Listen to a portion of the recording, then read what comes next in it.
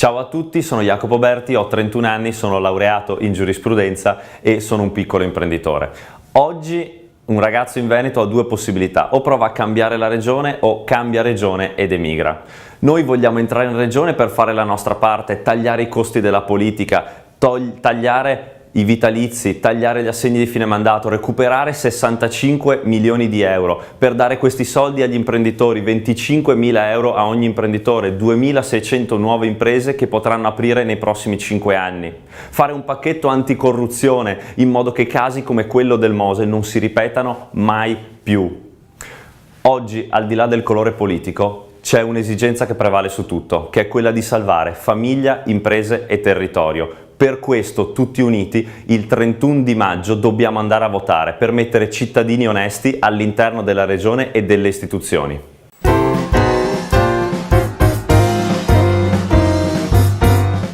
Abbiamo finanziato, grazie al taglio dei nostri stipendi, più di 2.000 imprese.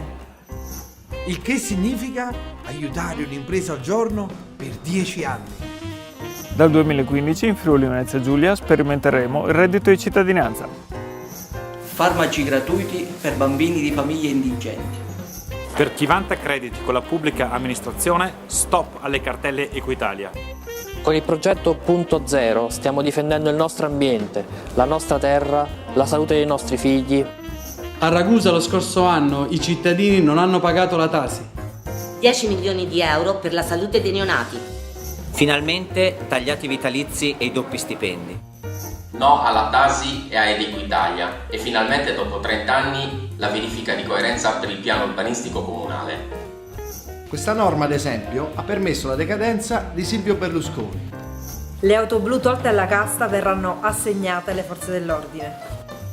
Ridotto di 1,5 milioni di euro lo stipendio ai dirigenti delle partecipate. Ottenuti maggiori risparmi per i cittadini e creati 340.000 posti di lavoro. L'ospitalità diffusa e orizzontale per borghi e centri storici. 8 per 1000 all'edilizia scolastica.